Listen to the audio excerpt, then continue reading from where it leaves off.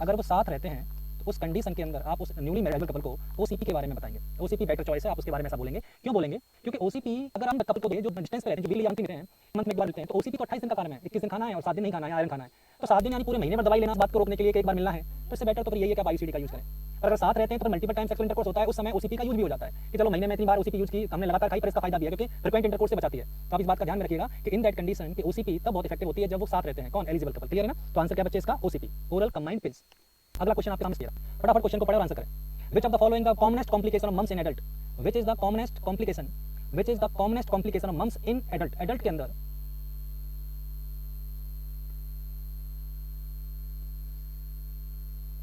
Adult के अंदर कौन सा मोस्ट कॉमन कॉम्प्लिकेशन है उसके बारे में बात करना है। तो बच्चे कॉमनेस्ट कॉम्प्लिकेशन ऑफ मम्स कौन सा होता है? ओटाइटिस यानी इन्फ्लामेशन ऑफ वन और टू टेस्टिस, वन और बोथ टेस्टिस इन्फ्लामेशन, वन और बोथ टेस्टिस इन्फ्लामेशन। क्लियर है? और ऊरफाइटिस क्या होता है? ऊरफाइटिस होता है वन और बोथ ओवेरीज इन्फ्लामेशन।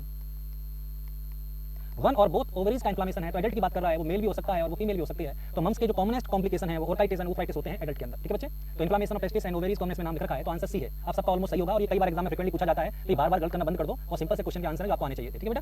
चलो अगला क्वेश्चन आपके सामने स्क्रीन पे ये रहा। Next question on screen about the GK and general awareness for India. Good. Which state recently celebrated the काटी बिहू फेस्टिवल in 2018? 2018 का जो काटी बिहू फेस्टिवल है, ये पता होगा आपको, काटी बिहू बहुत फेमस फेस्टिवल होता है। ये कहाँ का फेस्टिवल है? टीवी जो टीवी देखता है उसको पता है काटी बिहू कहाँ का होता है। मैं इसका सही आंसर बता रहा हूँ, दैट इज आसाम। आसाम को बिलोंग करता है ये फेस्टिवल। तो ये वेस्ट बंगाल का नहीं है बच्चे, वहाँ तो दुर्गा पूजा होती है। यहाँ पे ये कहाँ का काटी बिहू बेटा? आसाम का है। क्लियर है? चलो अगला क्वेश्चन। द वेज पॉलिसी, ये जो वेज पॉलिसी है वो इंडिया की किस चीज़ पर आधारित है? वेज समझते हो? मजदूरी। जो मजदूरी की पॉलिसी को क्या कहते हैं? नीति। मजदूरी की जो नीति है, मतलब कि कितना चार्ज मिलना चाहिए किसी मजदूर को, वो पॉलिसी किस बात पे आधारित है? यानी किस बात पे वो आधारित है? से कम इतना तो आपको उसको मजदूरी का काम का पैसा देना होगा। कम से मिलेगा नहीं। स्टैंडर्ड लिविंग तो हाई पैसे वाले भी नहीं रहते। कम से कम कितनी पैसों की जरूरत है, उससे थोड़ा सा ज्यादा आपको उसे मजदूरी में कम से कम देना ही चाहिए। अगर आपकी मजदूरी करने के बाद भी वो भूखा मर रहा है तो फिर वो क्या कॉस्ट ऑफ लिविंग यानी कम से कम जिंदा तो रह सके। चलो अगला क्वेश्चन वापस सुनो आपके सामने स्क्रीन पे। Which footballer won the golden boot award in FIFA world cup 2022? अभी जो फीफा वर्ल्ड कप हुआ है 2022 में, इसमें गोल्डन बूट किस खिलाड़ी को दिया गया था? गोल्डन बूट किस खिलाड़ी को दिया गया है वो बताइए फटाफट। गोल्डन बूट किस खिलाड़ी को दिया गया बताइए। बहुत बढ़िया, सबको पता है गोल्डन बूट काइलिन माबापे को दिया गया है। माबापे और माबापे कहाँ के हैं? फ्रांस के हैं। ये फ्रांस का खिलाड़ी है जिसको सबसे ज्यादा गोल किए थे इसने पूरे वर्ल्ड कप में। जो सबसे ज्यादा गोल करता है उसे गोल्डन बूट दिया जाता है। हाईएस्ट गोल करने वाले व्यक्ति को दिया जाता है गोल्डन बूट, जिसने फाइनल के अंदर 4 गोल किए थे, जिसमें से एक हैट्रिक भी थी। ठीक है बच्चे? तो ये खिलाड़ी का नाम क्या है? काइलिन माबापे, जिसने फ्रांस का है, हाईएस्ट गोल किए। तो जो भी व्यक्ति हाईएस्ट गोल करता है उसी को गोल्डन बूट दिया जाता है। तो आंसर याद रहेगा काइलिन माबापे। अगला क्वेश्चन आपके सामने स्क्रीन पे ये रहा। अगला आपके सामने स्क्रीन पे ये रहा। क्वेश्चन को बताओ। हाँ, टोटल नहीं पूछ रहा मैं, फाइनल का बता रहा था आपको। टोटल 8 किए, बताए। Which country is the FIFA Cup World Champion in 2022? कौन से देश ने वर्ल्ड कप जीता है, फीफा वर्ल्ड कप जीता है? बताओ फटाफट। देखो क्या हुआ, इतना सारा गोल करने के बाद भी हार गया माँ बाप। और जो पता है आपको कि कौन सी टीम जीती थी? अर्जेंटीना ने ये वर्ल्ड कप जीता है 2022 का, जिसमें प्लेयर ऑफ टूर्नामेंट कौन रहा है? मेसी। प्लेयर ऑफ टूर्नामेंट कौन रहा है? मेसी। समझे बच्चे? तो अर्जेंटीना जीती है, अर्जेंटीना। इसके बाद अगला क्वेश्चन वापस से। Which team clinched the third place in FIFA world cup 2022? कौन सी टीम ऐसी है जो थर्ड रैंक पे रही है? कौन सी ऐसी टीम है जो थर्ड रैंक पे रही है फीफा वर्ल्ड कप 2022 के अंदर?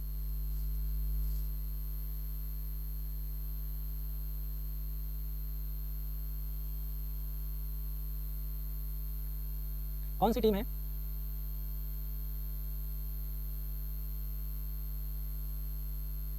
आंसर है क्रोशिया। क्रोशिया ने मोरक्को को हराया था 2-1 से थर्ड प्लेस के लिए। और थर्ड प्लेस पर कौन सी टीम रही? क्रोशिया। तो आंसर है बेटा C, Croatia is the winner for the third place. Clear है? चलो अगला question.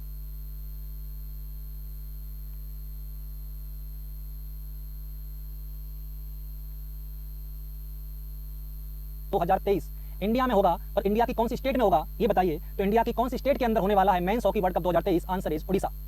Answer is C country में FIFA world,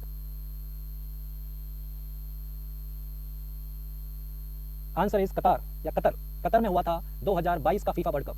clear? Next one is, अगला क्वेश्चन आपके सामने स्क्रीन पे है।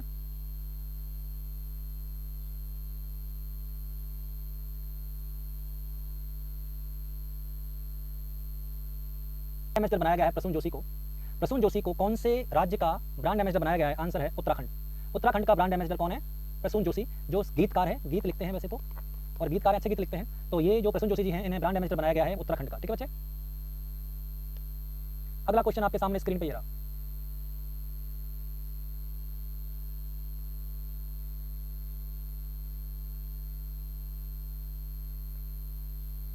asepsis means बहुत सिंपल है, फ्रीडम फ्रॉम है।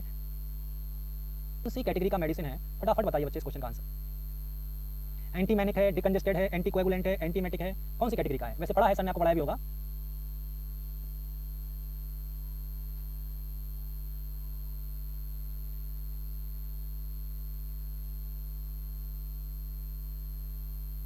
एक डिकंजेस्टेंट होती है। अब ये वर्क कैसे करती है, इसका वर्किंग कैसा होता है? The working bye causing the narrowing blood vessels in nasal passages, यानी कि ये क्या करती है? नैरो कर देती है किनको? ब्लड वेसल्स को, जो नेजल पासेज में पाई जाते हैं। ठीक है बच्चे। It work by causing narrowing, so work by narrowing blood vessels which present in nasal passage। अंदर रिलीव करता है फ्रॉम नेजल कंजेशन। ये किससे रिलीव करता है? कोल्ड, एलर्जी, इनमें काम आता है। कौन? That pseudoephedrine. ये जो डिकंजेस्टेंट है, ये कौन कौन सी प्रॉब्लम में काम आता है? कोल्ड में और एलर्जी में। ये ट्रीट नहीं करता है, पहली बात याद रखना, ये ट्रीटमेंट नहीं है, ये सिम्टोमेटिक ट्रीटमेंट है। ये सिर्फ सिम्टम्स से रिलीव करता है। It only relieve from symptoms. ये सिर्फ सिम्टम्स से रिलीव करता है, ये परमानेंट इलाज नहीं होता है। तो अगर आप सोचो कि आपको साइनस की कोई प्रॉब्लम है या साइनस में कंजेशन हो रहा है तो आप इससे ठीक हो जाओगे, सिम्टम्स चले जाते हैं, पर ये परमानेंट ठीक नहीं होती है, क्योंकि ये सिर्फ सिम्टम्स को ठीक करता है। कौन? स्यूडोएफेड्रिन। अब आपको समझ आ रहा होगा सारी चीजें। तो मैं जो बता रहा हूँ इसके बारे में बता रहा हूँ, मैं सारी स्यूडोएफेड्रिन के बारे में बता रहा हूँ। ठीक है बेटा। तो आंसर क्या गया इसका? डिकंजेस्टेंट। अगर अब पढ़ लो, अगर आपका एक भी कमेंट मैंने इधर उधर देखा तो मैं अभी ब्लॉक कर दूंगा। फिर क्या होगा? फिर तुम कहीं के नहीं रहोगे, यानी तुम्हारा जीनोमिक के यूट्यूब से कनेक्शन हमेशा के लिए खत्म हो जाएगा। तुम मुझे कुछ मैसेज नहीं दे पाओगे और मैं तुम्हें कोई चीज समझा तो दूंगा पर तुम मुझसे पूछ नहीं पाओगे। तो पढ़ लो, that is very important. Otherwise फिर क्या होगा? प्रॉब्लम तुम लोगों की ज्यादा बढ़ जाएगी। नहीं, चलो अगला क्वेश्चन आपके सामने स्क्रीन पे रहा।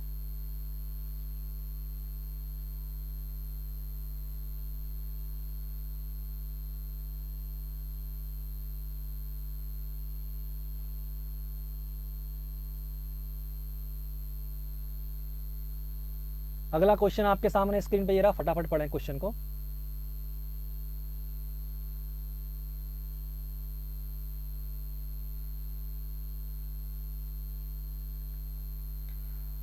इन following which medicine use to treat allergy condition? कौन सी ऐसी मेडिसिन है जो एलर्जी के लिए काम में आती है? एलर्जी के लिए कौन कौन सी मेडिसिन काम में आती है, वो ये कह रहा है। ठीक है बच्चे। तो देखो, ये तो आपको पता है, ये सिट्रिजिन और क्लोरम्फेनिमाइन, ये तो दोनों है एंटीहिस्टामिन। तो ये तो काम आती है, तो ये तो आनी ही थी। डेक्सा है कॉर्टिकोस्टेरॉइड, तो ये भी काम में आता है। तो आंसर क्या जाएगा? All of the above. ये तो 100% पता ही है आपको कि एंटीहिस्टामिन भी एलर्जी में काम आती है और कॉर्टिकोस्टेरॉइड भी एलर्जी में काम आता है। अगर मैं बात करूं एंटीहिस्टामिन की, तो जो एंटीहिस्टामिन है, वैसे आप पढ़ोगे फार्मा में, मैं उतना डिटेल में नहीं बता रहा आपको। एंटीहिस्टामिन जो है वो 2 मेजर क्राइटेरिया में डिवाइड होते हैं। 2 टाइप की होती है एंटीहिस्टामिन। एक होता है H1 receptor antagonist, H1 receptor antagonist, और एक होता है H2 receptor antagonist, H2 receptor antagonist. ये जो H1 है, ये एलर्जी को ठीक करने में काम आती है। H1 रिसेप्टर एंटागोनिस्ट काम आता है एलर्जी को ठीक करने के लिए, और H2 रिसेप्टर एंटागोनिस्ट मेनली काम आता है GERD। किसके लिए काम आता है बेटा? GERD, peptic ulcer. किसके लिए काम आता है? Peptic ulcer, gastritis, motion sickness, इनमें काम आता है। समझ आ रहा बच्चे? तो आपको ये समझ लेना चाहिए था कि ये जो एंटीहिस्टामिन है वो यूजुअली 2 सब, इनके भी सब टाइप होते हैं, पर इतना डिटेल में नहीं जाना है आपको। आप सिर्फ इतना याद रखिएगा कि एंटीहिस्टामिन के 2 सब टाइप होते हैं, H1 रिसेप्टर एंटागोनिस्ट और H2 रिसेप्टर एंटागोनिस्ट, जिसमें H1 receptor antagonist mainly allergy में काम आता है और H2 receptor antagonist mainly GERD या पेप्टिक अल्सर या मोशन सिकनेस या गैस्ट्राइटिस में काम आता है। बात समझ आ रही है ना बच्चे? तो आंसर क्या हो गया बेटा? आंसर हो गया ऑल ऑफ द अबव, क्योंकि सब काम आते हैं एलर्जी के इलाज के लिए। क्लियर? चलो अगला क्वेश्चन आपके सामने स्क्रीन पे ये रहा। अगला क्वेश्चन आपके सामने स्क्रीन पे ये रहा।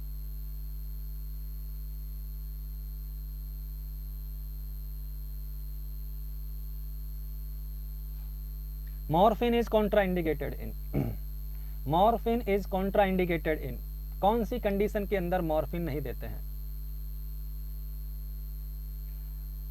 आंसर आ रहे हैं सब लोगों के, बी है, सी है, डी है, फिर बी है, फिर सी है, बहुत बढ़िया, बी है, मोस्टली बी और सी के बीच में आ रहे हैं, अच्छी बात है। मॉर्फिन कॉन्ट्राइंडिकेट कौन सी कंडीशन में होती है, ये पूछा है क्वेश्चन के अंदर।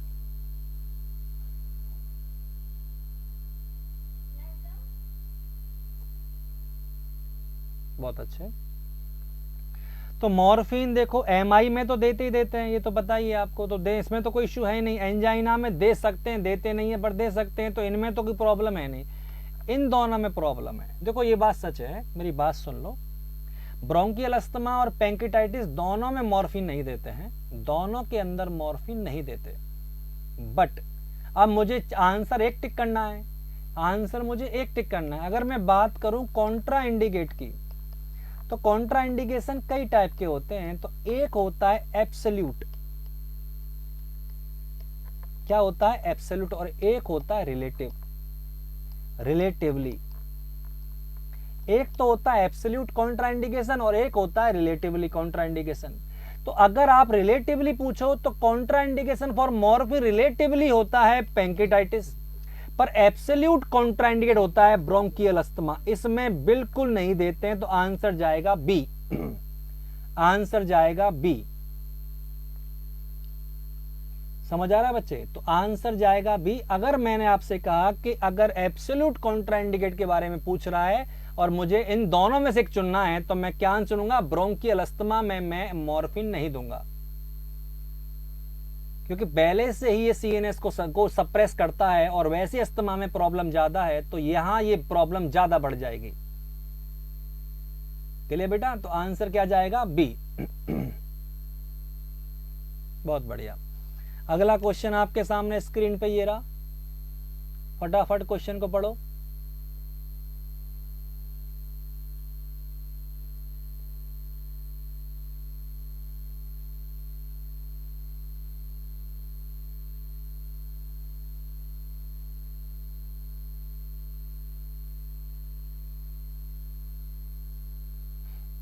अगला क्वेश्चन आपके सामने स्क्रीन पे ये रहा, इन following which is the side effect of streptomycin. Streptomycin का साइड इफेक्ट क्या होता है?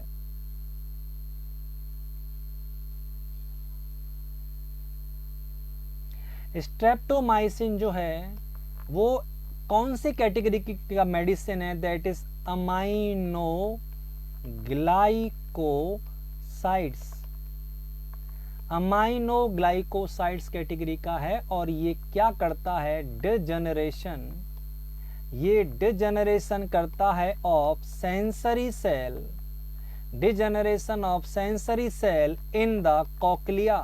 कहाँ के बेटा? कॉकलिया के अंदर ये सेंसरी सेल का डिजेनरेशन करता है, इसलिए ये ऑटोटॉक्सिटी करता है। क्या करता है? ऑटोटॉक्सिटी करता है। तो ऑटोटॉक्सिटी का कॉज पूछा जाए तो आंसर बेटा क्या जाएगा, degeneration of sensory cell of the cochlea. Cochlea की सेंसरी सेल का डिजेनरेशन कर देता है। समझ आया बच्चे? तो इन दैट कंडीशन ये हेयरिंग लॉस करेगा। अब ये कैसे करेगा? 8th क्रेनियन नर्व को डैमेज करके, क्योंकि 8th क्रेनियन नर्व वेस्टिब्यूलोकॉक्लियर होती है और वेस्टिब्यूलोकॉक्लियर हेयरिंग के लिए काम आती है, और हेयरिंग के लिए यहाँ प्रॉब्लम क्या हो रही है, ऑटोक्सिटी। तो आंसर बेटा क्या जाएगा, 8th क्रेनियल नर्व डैमेज। ठीक है बेटा? तो 8th क्रेनियल नर्व डैमेज होगा क्योंकि वेस्टिब्यूलोकॉक्लियर नर्व डैमेज हो जाएगी, क्योंकि ये डिजेनरेशन करता है किसकी, सेंसरी सेल का। किसका बेटा? सेंसरी सेल का। ऑटोक्सिटी यानी बहरा हो जाएगा बच्चा। आई होप आपको इतना समझ में आ रहा होगा। अगला क्वेश्चन आपके सामने स्क्रीन पे ये रहा, बहुत इंपॉर्टेंट है, ये भी आप ध्यान रखना।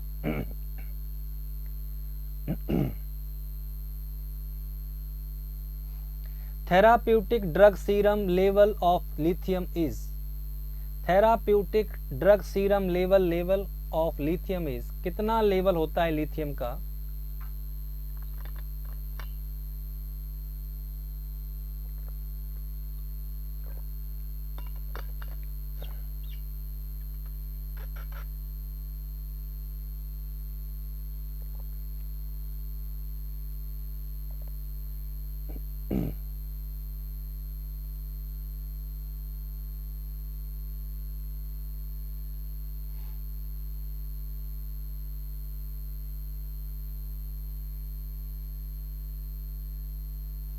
Therapeutic drug level of lithium, therapeutic drug level serum कितना होता है बच्चे? आंसर है 0.6 से लेके 1.2 मिलीग्राम पर लीटर ये होता है। ठीक है बच्चे, अब एक बात ढंग सुनो आप, थेराप्यूटिक ड्रग लेवल का मतलब क्या होता है? इसका मतलब ये है कि अगर ये वैल्यू लेस देन 6 मिलीग्राम पर लीटर है तो ये नॉट इफेक्टिव है,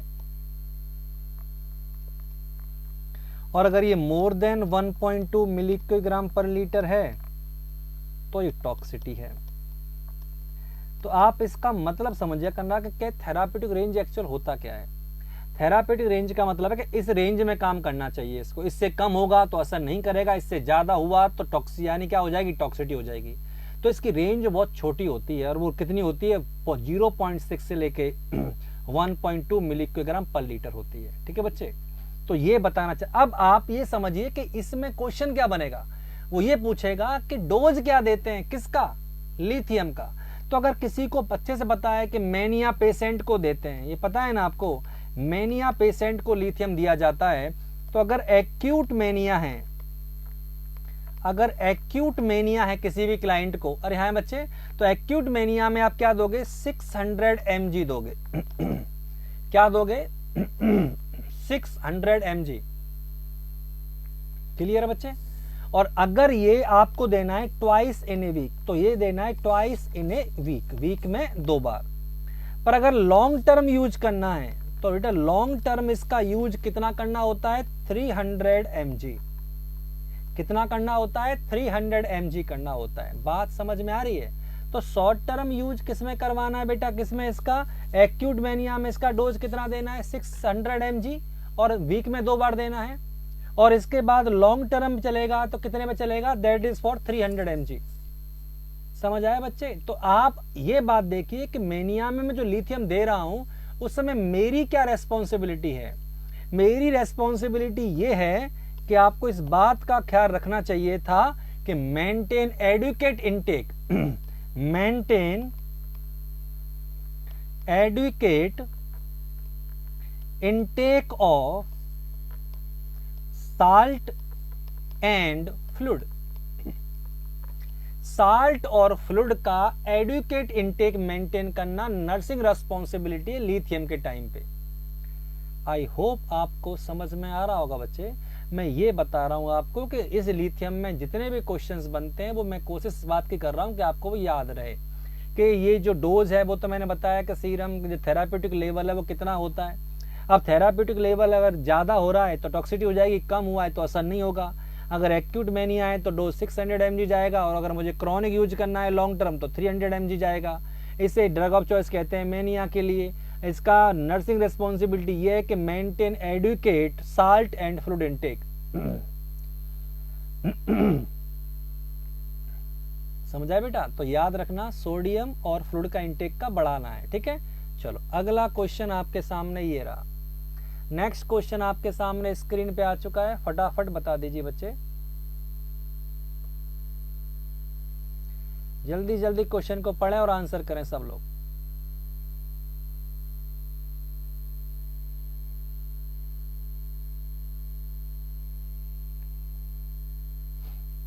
इमिप्रामिन कई बार बताया बच्चे आपको,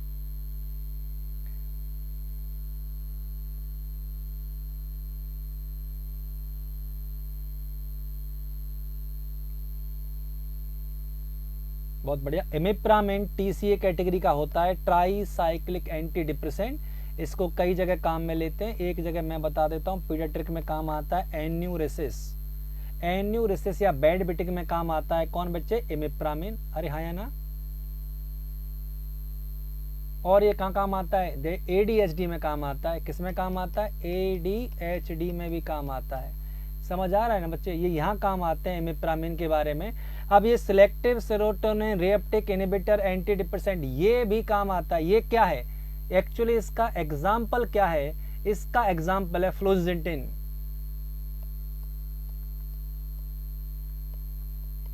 स्पेलिंग देख लेना एक बार, लगभग ऐसी होती है। तो फ्लूजेंटिन इसका एग्जाम्पल है किसका बच्चे? एसार्स का। ये है मोनोएमाइड ऑक्सीडेज इनहिबिटर एंटीऑक्सीडेंट इसका एग्जाम्पल बच्चे कौन सा है? फिनेल्जिन, स्पेलिंग देख लेना, एग्जैक्ट नहीं पता, लगभग ऐसी है।